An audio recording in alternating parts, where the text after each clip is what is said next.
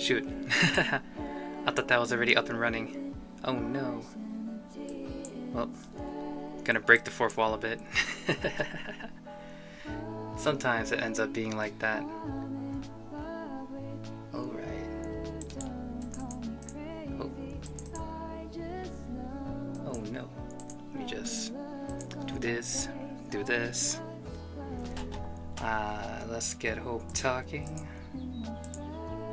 There we go. Off we go. Another day of trying to work on, not trying to, of more attempts at gesture drawings and sorting all of this out. Definitely getting better at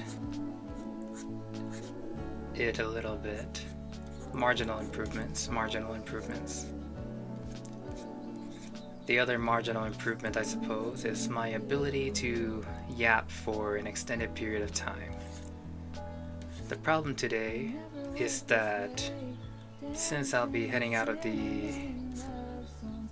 since I'll be going abroad for a week starting on Friday, I am pretty much scrambling to make sure I have everything in order. And I do not think I'll be able to stream when I'm abroad. Especially this, because my setup is very much a PC setup, a desktop. I do not have a laptop that I could carry with me overseas. At least not one powerful enough to run everything I need to stream properly. So adaptations will need to be created. And speaking of those adaptations, I think the adaptation there is that I definitely will not be streaming all of next week. I'm going to be enjoying some of Europe's historical sites. Might put some pictures about it up later. Maybe do a little slideshow of the places I went to, or try to sketch it live on stream. Maybe we'll do some like quick thumbnail sketches. See how that goes over. I think that would be fun. But it's going to be definitely no streaming from me for a solid minute. I'm basically going to be switching gears back to the whole lore of my character here. I'm gonna be an author for a bit and probably just write while I'm overseas. Writing is just such a low effort activity in terms of the preparations needed to do it. Or maybe it's just me, because I can just sit down and write, just produce content on the written page by letting myself type. It's not automatic per se, but it's pretty close. I think that's just because of my actual expertise though. When you've written, or I guess typed, over 3 million words, you just kind of have the natural flow of how things should go. The limiting factor for me when it comes to writing is the fact that I have a habit of sometimes slipping into judgment mode instead of pure creation. It's a lot harder for me to just keep creating when I'm writing, unlike when I'm drawing like this.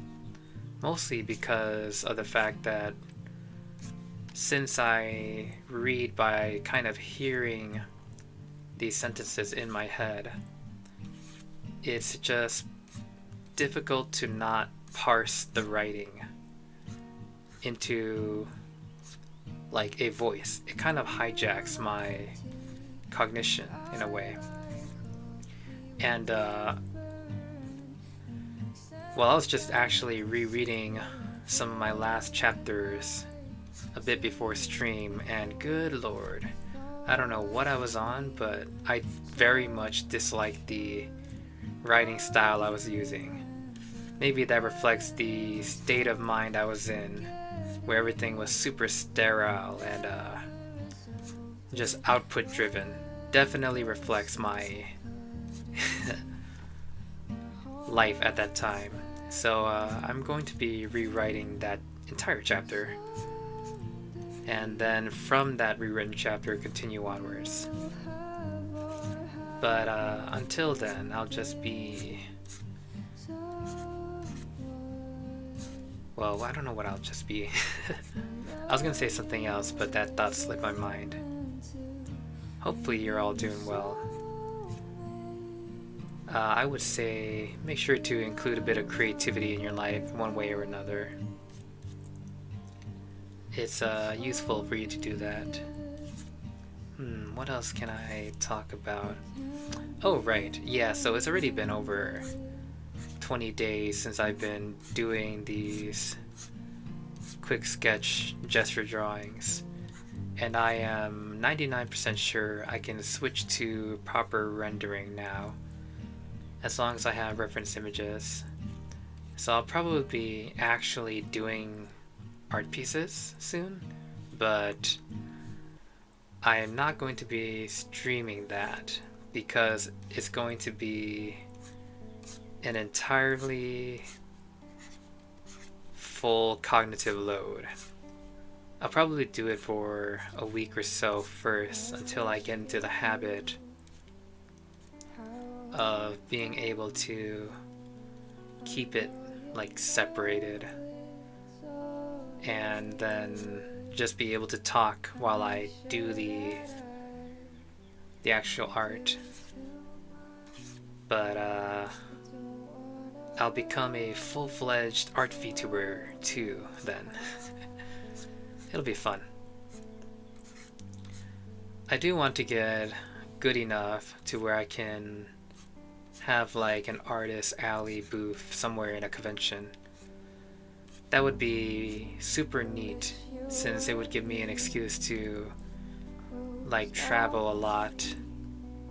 Well, it wouldn't be an excuse, it would be a reason to travel a lot and like meet fans, maybe have panels and stuff. Overall, fun lifestyle. Very much an objective that I intend to complete, but that's still quite a ways off. I have not yet reached the minimum level of skill required to do such a thing. Well, maybe it'd be different if I was like advertising my light novels or stuff, or web novels and stuff, but too many things. As with life, it's not about what is the best thing to do, but it's about what you choose to focus on, see through completion first. And I need to see this through completion first. Completion being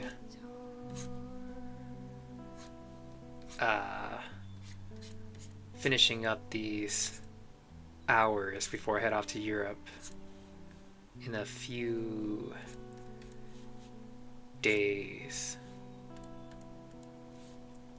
That's gonna be... I gotta figure out what to do for that flight. An over 12-hour excursion will be interesting. I wonder if I should just download a bunch of videos to watch, or if I should be finding things to do.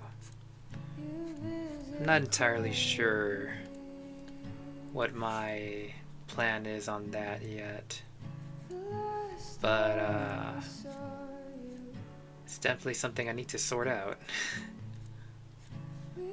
Because 12 hours is a long time, and can't really sleep for that whole period. I might for a little, but definitely not the entire time. So I say, but I did sleep the entire time on my last trip to Germany. Maybe I just stay up the entire night. It's not like I'm driving to the airport. I'll be having someone drop me off. But at the same time, that seems like such a waste of time to be sleeping the entire duration of the flight.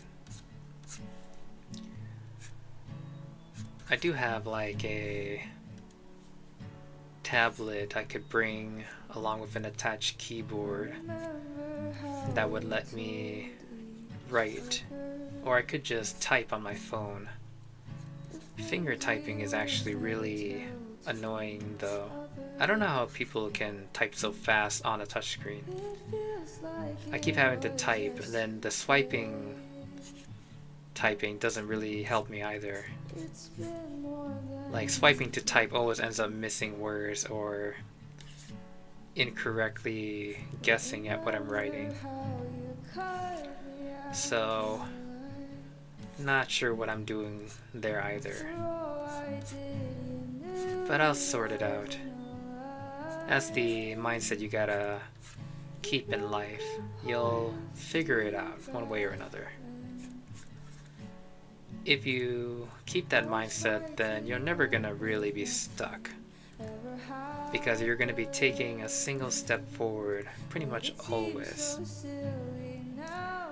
But if you think you're stuck and then you think that you can't resolve it, then that becomes true. All about perception when it comes to these things.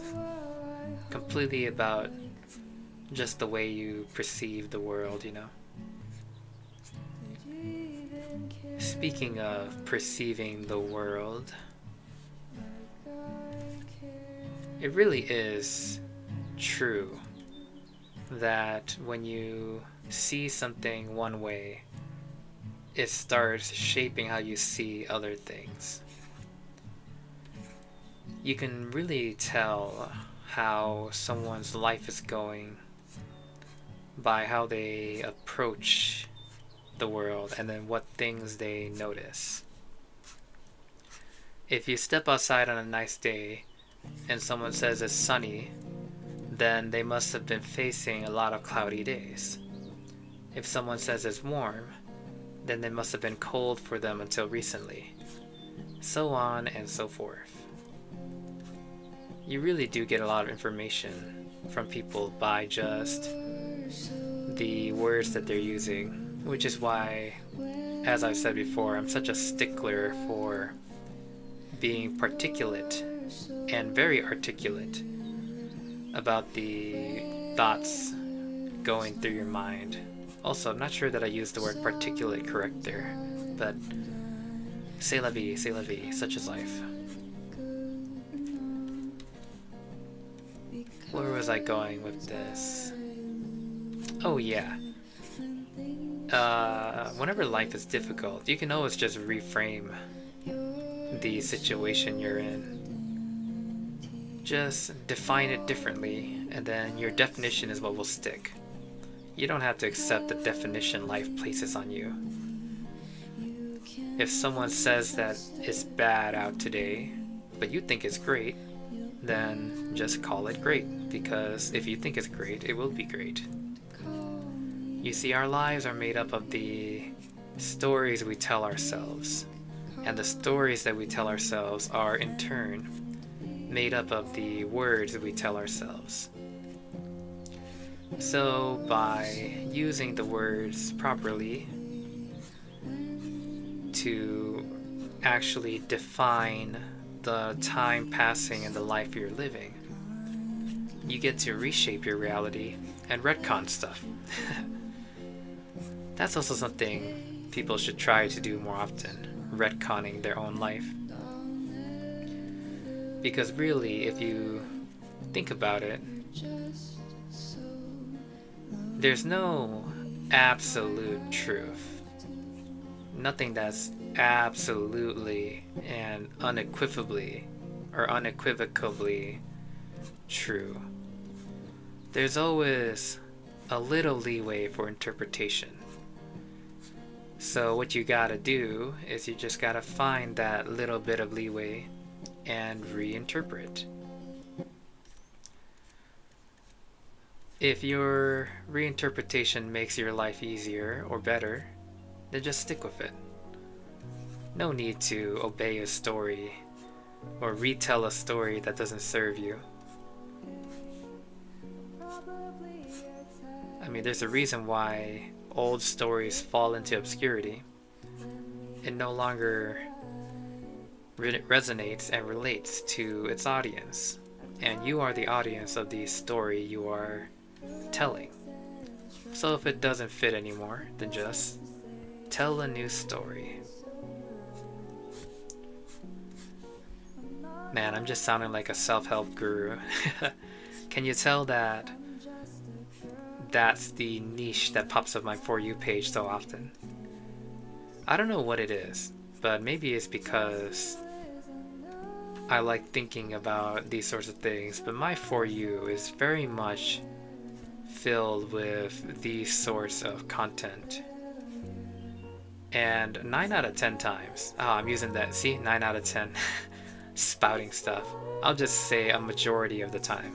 That's more like me. But a majority of the times, I hear things bandied about. I hear sayings and quotes and like citation from books. And I just can't help but think that people really do have a tendency to want to be told how to live their life. Because it's very rarely that I'll come across a piece of content on social media that is absolutely unique or absolutely authentic.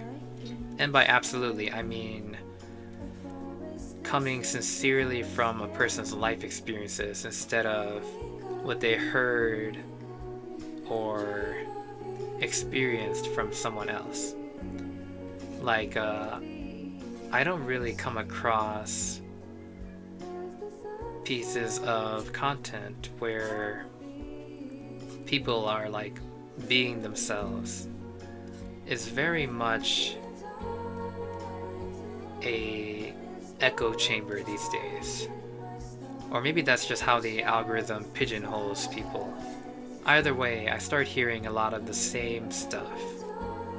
And it kind of bothers me, since I think I've mentioned it before, but when you hear something over and over again, it becomes more familiar.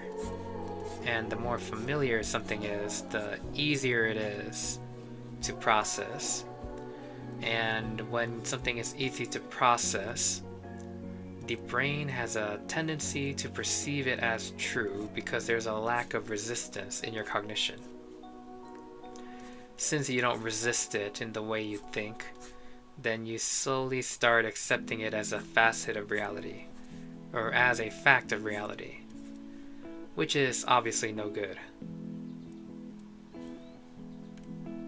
The algorithm that most of these social media platforms use clearly is meant to keep people on the platform. And it seems that they are using echo chambers as a mean to do so by feeding you more of what you want to hear. And in feeding you more of what you want to hear, you end up believing what you want to hear.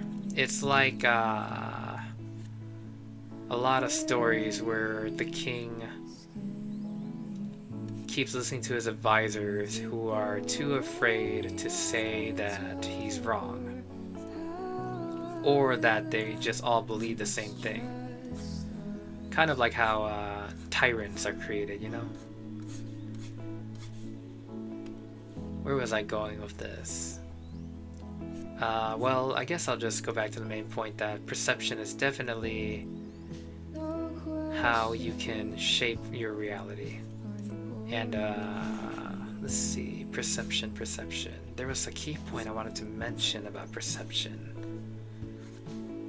Oh yeah, one scenario and one objective fact can be recharacterized in many ways. Language is very funny in that something will seem absolutely concrete, but it actually still has room to be redefined or recharacterized. You could call something warm, or you could call something cool, for example. That difference is not contradictory because it is filtered through a person's own definitions and standards. You could call a piece of art ugly because it doesn't align with what you think good art should look like. But to someone else, it might be the best thing since sliced bread. So it all boils down to, see, that's a terminology that I need to change. Boils down to. Maybe it's because I view food as so important. Or maybe it's because I like distilling things into their essence. But I use that phrase quite a lot now that I mention it. Or now that I have caught on to it. Anyways, I guess I'll use it. It all boils down to just being intentional with how you define things. Like, for me, I could call all of these quick pose sketches as trash, but I don't. I just call them practice. And that's what they are, practice. Each one serves me a little bit by allowing me to experiment and then gain bits of insights and inspiration, or not inspiration, epiphany, because of the fact that I have to do them so quickly, and because of the fact that I don't have much time to process it, I am forced to rely on my intuition. And the fun thing about intuition is that it's also very lazy. It won't process complex things. So what will happen is that you're going to be reducing complex things into simple things. That's why your intuition is so useful. It has a lot of utility. I think people don't realize that, or they don't realize how to utilize their intuition. It's really simple to do. You just gotta overload your conscious mind and then follow what comes natural. Whatever you naturally do is your intuition. It's similar to instinct, but instinct is more of your reaction. Intuition is more of the knowledge that comes before the reaction. Like my intuition from doing all of these quick sketches is that I can definitely do a proper one now since I understand all the parts, and I just simply have not had the time to do it because I'm capping myself at 30 seconds here. So these 30 seconds are objectively insufficient time to create a proper piece. I'm practically doing thumbnail sketches in this way by like testing the idea, but in reverse since the idea already exists, if that makes sense. It's kind of like sketching but also not really, or tracing but not really. Tracing would require me actually going over the lines properly, but I am instead trying to recreate it. So it's not so much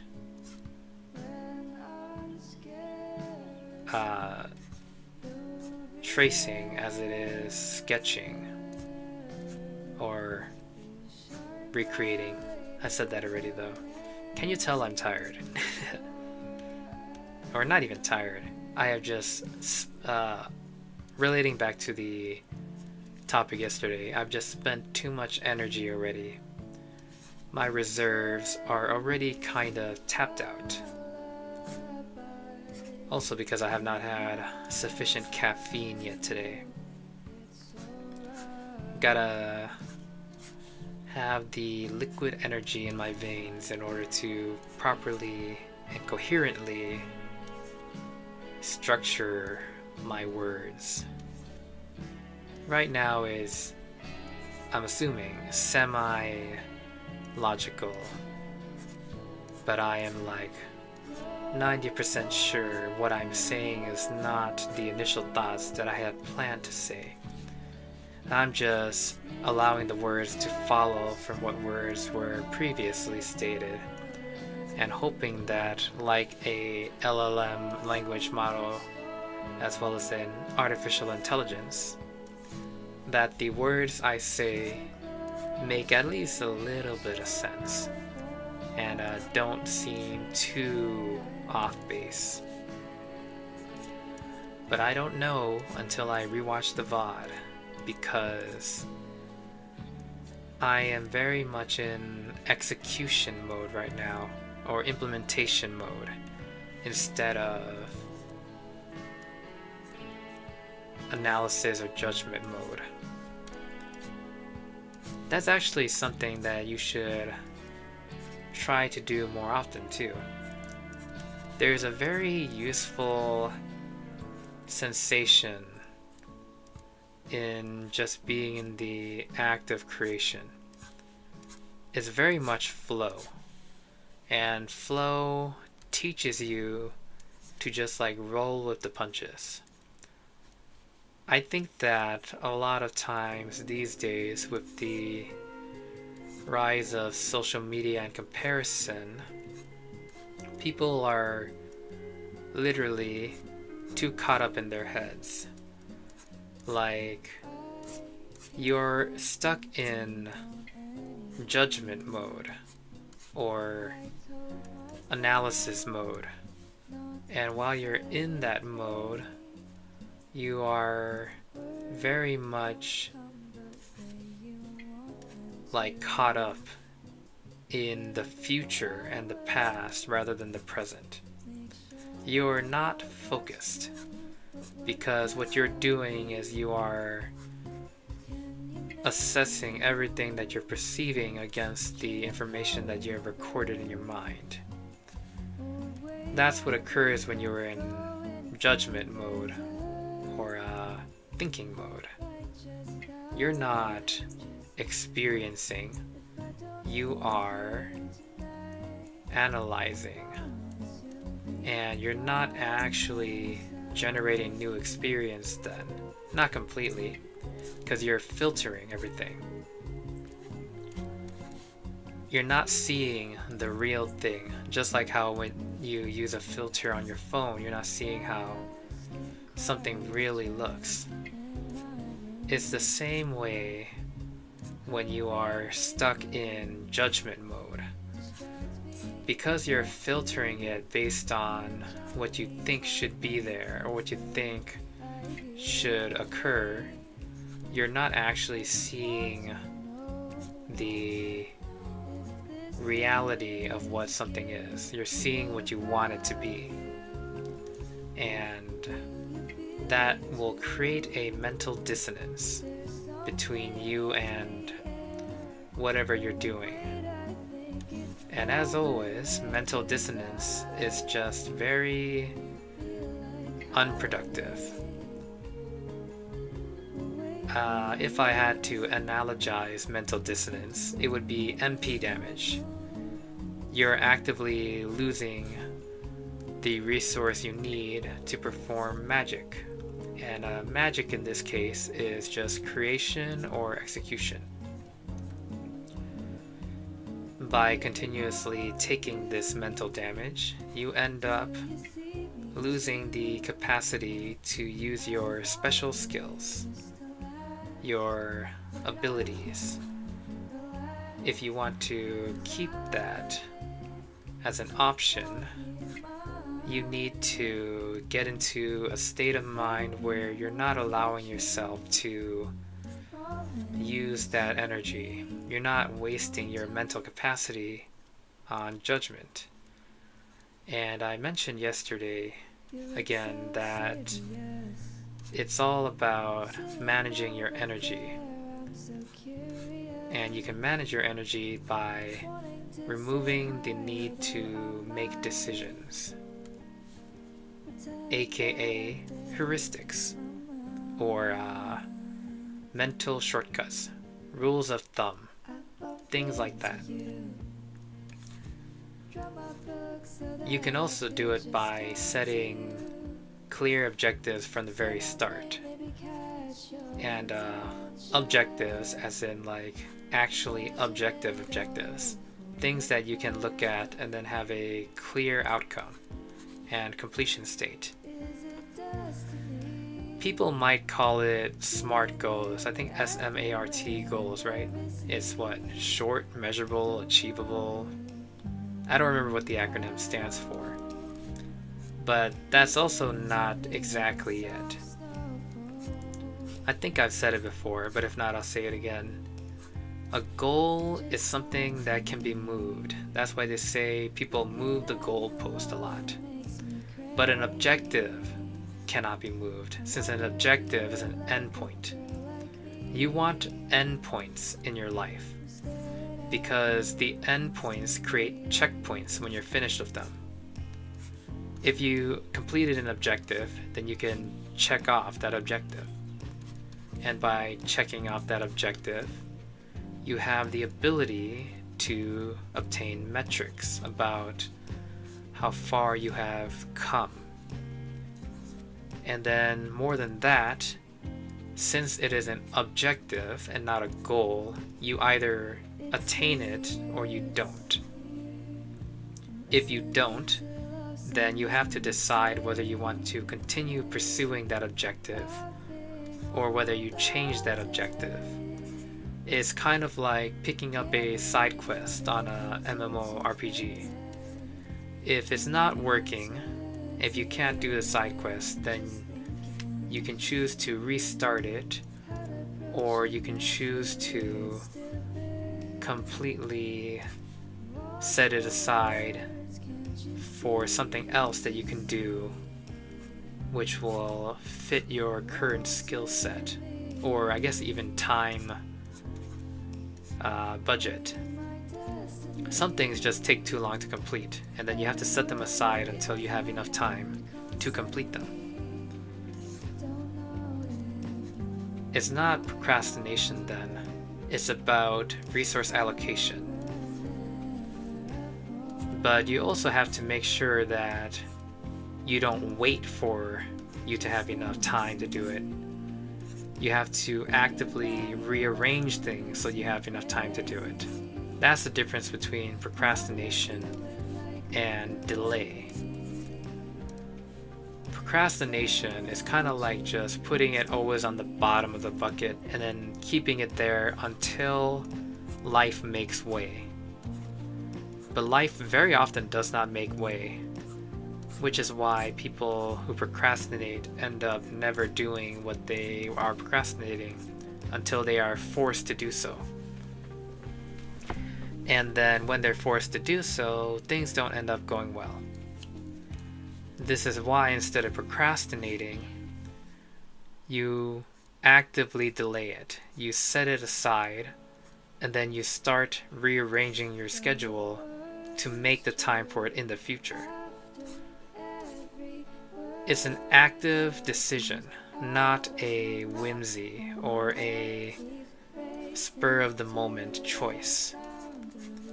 It's about rearranging it so that you can put the maximal resources you can dedicate to that task in order to attain a proper outcome. You basically just gotta respect what you do. Give it the time it deserves, and things will go well for you. If you don't give it the time it deserves, that's when things start getting iffy. You have to figure these things out for yourself, since everyone has different priorities. It's very much a pro and con list or a cost-benefit analysis.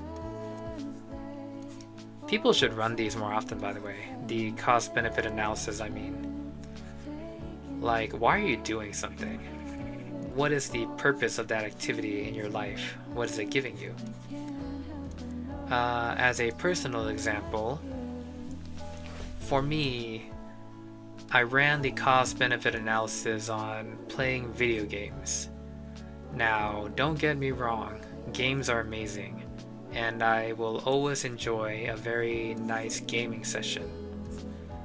But I have learned for my life that I find more enjoyment applying the principles that I had used for gaming to reality. For me, my favorite thing to do as a gamer is to grind out stat improvements and to obtain very valuable items. Very much a loot goblin and a stat fiend, if that makes sense. So since I came upon the realization that all of those cognitive skills actually 100% transfer to reality, I've just been doing that instead and improving my life. It's very slow and much, well, not as dopamine and quick hit reward as playing a video game, but the thing is that is permanent. It's very tangible. What I do here in reality stays with me, whereas what I do in a game doesn't. That's just being part of someone else's world, but it's not my world. And maybe it's my age, maybe it's just a slew of circumstances, but I've kind of stopped liking living in other people's worlds. I want to live in my own, which is why I am working on improving a ton of creative skills, because there are a lot of worlds I want to bring to life and share with other people. Hopefully, in doing so, I'll be able to inspire more people to live in their own realities too. Because it's very easy to escape from reality. Sometimes it's tough, and sometimes you need a break and pretend to be someone else for a while. But eventually, reality will set in, so it's important to have something that will anchor you to do your best in this world too, instead of just seeking something else in another world. I'm not sure if I'm making any sense at all right now, but that's just my thoughts on it. Maybe it's because I have been escaping most of my life through video games, gacha games, and just stories in general, and fiction. But I no longer wish to do so.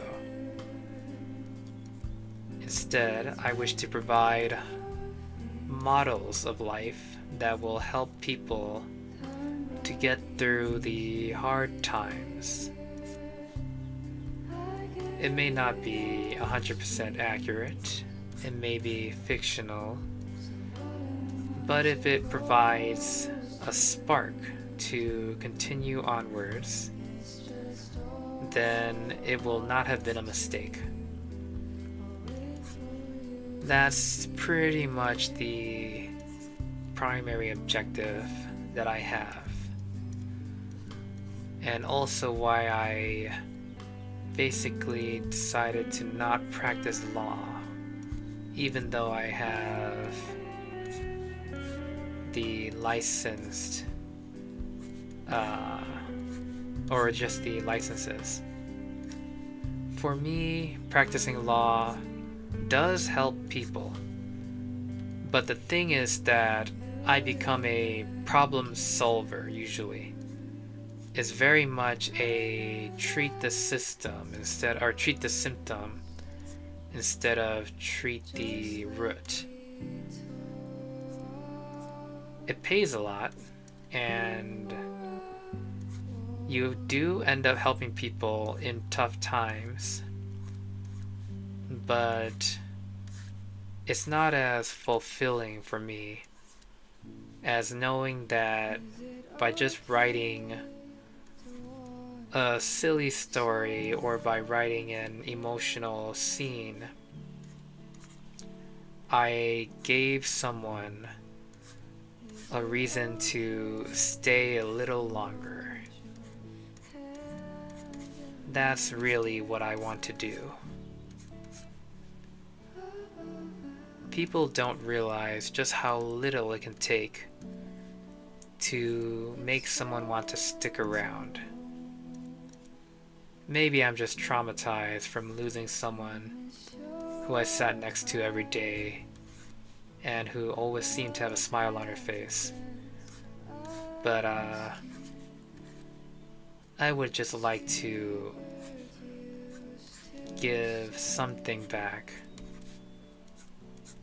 so people can find a bit of color in a gray world, or a bit of light in a world that seems all dark. Some way to make sense of an otherwise senseless world. I suppose that's also why I say and put so much emphasis on choosing, because people do choose. There is still always a choice, whether to live or whether to die, whether to accept the pain that the world has given and find solace in leaving the world, or to bear the pain and walk through it anyways. For me, it was the latter. I would rather break apart than to leave this world. But I can understand the mindset of the other direction. Sometimes the pain is so much that you don't see a reason to continue to stay. So I would like to provide a bunch of reasons to do so. Sometimes one reason is enough. Other times there can never be enough. No amount of reasons will make someone stay. Because it is, at the end of the day, a choice. But I'd like to at least make that an informed choice, you know?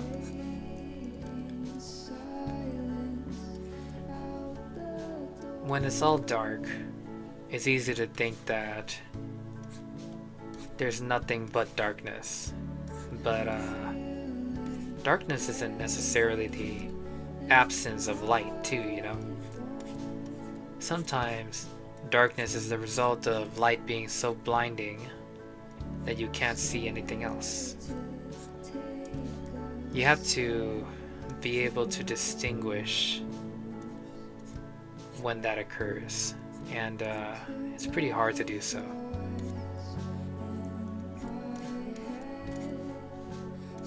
I guess this is why people say to go to therapy, and I guess I can agree with the sentiment. If you can't help yourself, talking to someone who is aware of the general patterns that people can take when they're in a self-destructive cycle, or the reflections and consequences that occur due to facing trauma, speaking with someone who is knowledgeable and experienced in those matters can help. But me personally, I think that you don't need anyone's help but your own. It's very possible to dig yourself out of whatever hole you're in, because the life you live is your own life and only you can live it. So I don't know. To me, the concept of giving away your agency is something that I can't really accept. Conceive I can, but accept I can't. Why are you letting people live your life for you? Why are you listening to someone tell you what they think your life is? That's just pretty unforgivable for me. Because you do not know the inner depths of my soul. And that's true for everyone. You can't know the inner depths of what someone's life experiences are. Two people can experience the same event objectively, but subjectively they will see different things. One person will take a person's death as soul-crushing and lose all motivation to continue. Another person will find that death unforgivable and then become extremely motivated to prevent something like that from occurring again. Another person might be happy that they're no longer burdened with the person who died and then just move about life differently. Things like that. It all is filtered through the lens of experiences that you face, as well as the priorities that you choose. What makes one person sad will make another person happy. What makes one person cry will make another person laugh. Things like that. Another thing too is that science is very much statistic based. It's based on the general populace. That's why I think psychologists are not very useful, because they are doing things on broad strokes and generalized principles. A good therapist is different. They're supposed to be very individualistic and work with you one-on-one to help you process your own life. They are basically paid friends. Good ones, that is. Paid friends who are very insightful about what you do, what you live, and then how to continue to live going forward.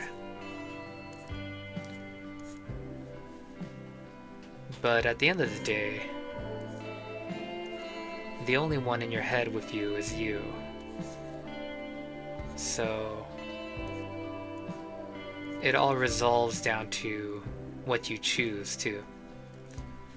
Do you choose to stay as you are, or do you choose to change it?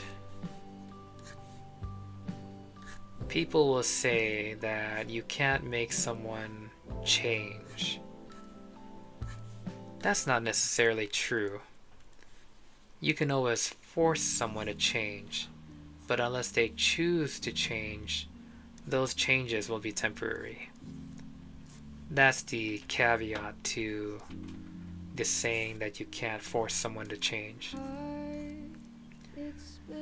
What you need to do is you need to walk down through their life with them and then help them see that at the end of the day there is a choice. You are not pushing that choice onto them. You are not making that choice for them. You're just showing them that a choice exists. And then whatever they choose, you accept. Because free will is the only right and privilege that can't be taken from you in reality. No matter what, the axiomatic ability of humans is to choose, to decide, not to think, to choose. Because thoughts can be molded, but a choice once made can't be revoked. It's just a natural consequence of reality, which is built upon causality, cause and effect, choice and consequence. That's pretty much all I have to say on that, I guess. Feeling a bit like Forrest Gump over here, just talking about stuff, but I guess that is one of my favorite movies. That along with Mr. Nobody, which is a movie about... Did I mention this before? I don't remember if I did or not. But either way, it's a story about a kid who has parents who are undergoing a divorce, and he's stuck between the decision of which parent to go with, his mom or his dad. And in that moment of decision paralysis, the kid imagines entire lifetimes that would unfold based on which parent he goes with. The movie then plays out all of those choices and lives to its conclusion, before revealing that none of it was actually real, and that the child was still stuck in what the movie calls zugzwang. Zugzwang? The chess term, where the best move is to make no move at all. It's a paradoxical choice. I don't know, that movie really affected me because I disagree with its premise. I don't know. To me, that movie was always like, some things are meant to unfold, and no matter what you do, you'll get hurt. Like, there are some unavoidable tragedies. But by not choosing, you're also causing more tragedies. I just kind of dislike tragedies as a whole, so it like gives me an instinctual rejection of it. It stuck with me though. Very much an impactful movie.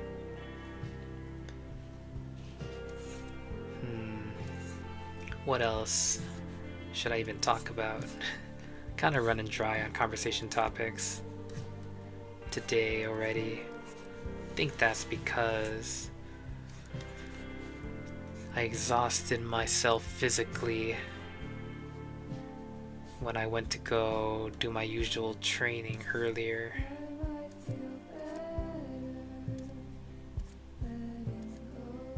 I did not have a proper grasp upon the depletion rate of the activities that I would perform, as well as the tangential toll it would take on my mental and spiritual energy levels.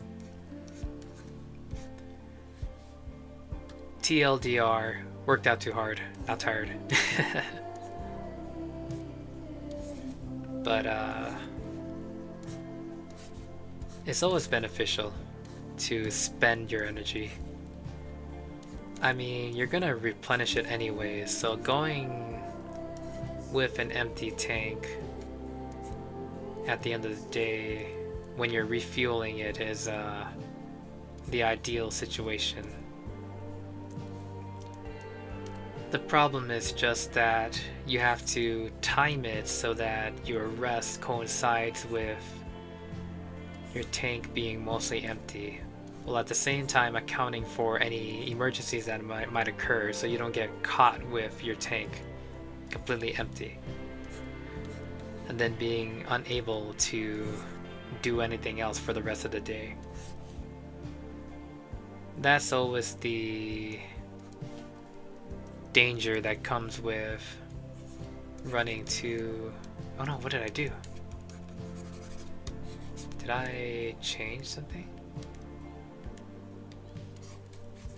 Why is it suddenly just flat? Did I change what brush I'm using?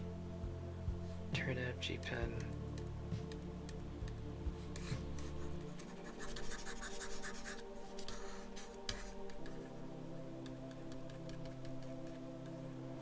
The pressure got messed up. What the heck? Oh, there's stabilization. That's cool, but that's not helping. Well, I guess that I'll leave. What the heck? What? Now it's working again. That was so weird. So strange. Very weird, very weird. I must be hit with a karmic spell. Someone is self-sabotaging me. Or someone is sabotaging me. Not self-sabotaging. I didn't do this to me. The universe did it. I am never wrong. That's a fun mindset to actually live by. It's basically narcissistic, also self-serving, and very much a villain mindset. But when you operate with the mode of operation that you are always correct and that everything that goes wrong is someone else's fault, you get to see how your brain makes the wildest connections to prove yourself right. It's just a fun thought experiment to try every once in a while. Ideally, you want to always accept what occurs as your own fault, because it is a consequence of your actions. But if you don't say it's your own fault, and then you just see what unfolds and what wild rationale your brain comes up with, you get a peek behind the curtain of how your internal beliefs operate. And that's always a useful thing to know.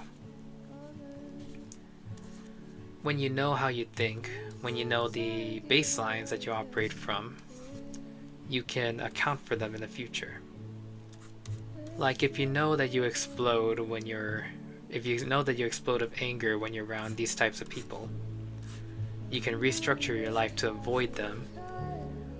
And then if you know you're going to meet those sorts of people, so you can develop coping mechanisms and heuristics to de-escalate before you accidentally break out lethality. Before violence becomes the answer that you jump to.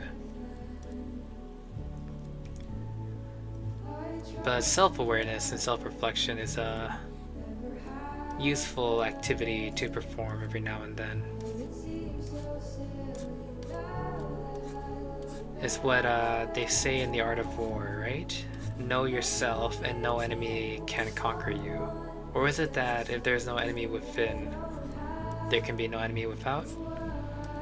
I don't really remember. I have long since broken the habit of remembering where quotes come from. I just internalize the words and pretend they're mine until they become mine. Until these very valuable gems from the past exist as personal truths in my mind's eye, as well as my mind and persona. The moment you can do that and basically like equip ways of thinking is the moment that your life becomes more fun. After all, if you can change who you are at a moment, or change how you present yourself but keep who you are at the core, then life becomes much more interesting. You get to walk through it unaccosted because you can blend in as needed while retaining who you are at your core. It's a very valuable skill since not many people can do this. And the reason why is because many people fear that they will lose themselves, and by fearing that, you invite it to be true. The other reason why it's difficult for people is because they just aren't aware of who they are. And there's no proper bedrock to lay the foundation yet. And because there isn't a proper bedrock for them, they end up clinging to traits that they adopt, making it a mosaic that isn't entirely who they are either. But when you reach the point where you fully know who you are, or if you're like me and you just acknowledge the fact that you are the will that chooses and everything else is simply a fabrication, then life becomes simple. And I'll leave it at that since we crossed the hour mark. So, hope that was fun. Hope that was useful. I'll see you